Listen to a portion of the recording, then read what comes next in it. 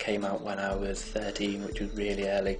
That was to my best friend, who I'd known since I was 4, and I thought that I could trust that person, but it got around. And I just admitted to it, but the last 3 years of high school were really difficult for me. A lad that was like 2 years younger than me or something, like came on to me and then basically told the teachers and all, and his mum that I came on to him and basically got outed like that.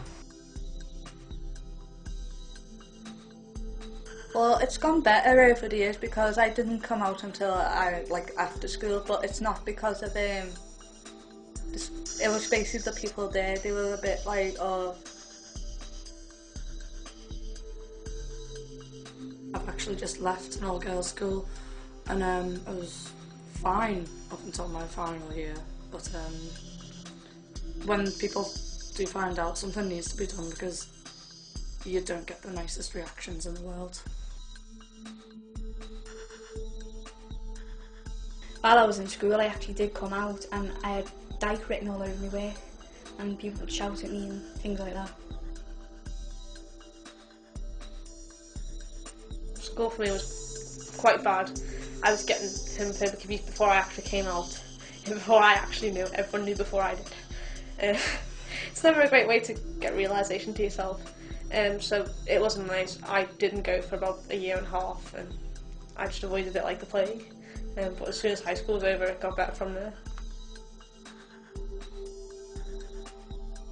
Like with schools nowadays, I've noticed that people, like the children, I say children, because I'm 19, tend to be like coming out younger and younger, like 12, 13, 14. And that's all well and good, but you also have to, it's a delicate age to be both accepting you're like bisexual or sexual, but also publicising it as well. Schools, some schools sort of, they embrace diversity, others really don't, and I think they should be forced to in a way. Whether it be a sort of citizenship or a compulsory training for teachers across the board, I think that would be a good start. I think legislation, even though it has got better, it does need to change. I think that if teachers were told that they couldn't talk about black issues because they don't have black people in their school, there'd be an uproar. But I think a lot of schools, because they feel they don't have gay people or out gay people in their school, why should we talk about gay issues? And I think that sort of is a barrier for young people not coming out because they feel, well, they won't be listened to, or they won't be understood, or they won't be taken seriously, really.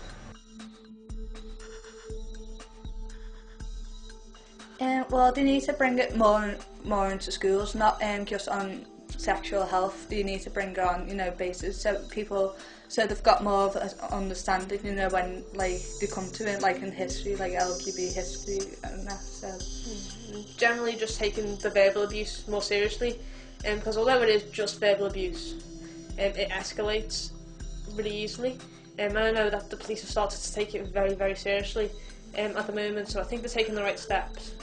But it's just generally informing people the consequences of using such language, because you can literally get arrested for anything now. Generally teaching it from a younger age that it is normal, because it's still seen as something that's abnormal, which is why obviously it's picked out. So it's just got to be seen as something a bit more normal.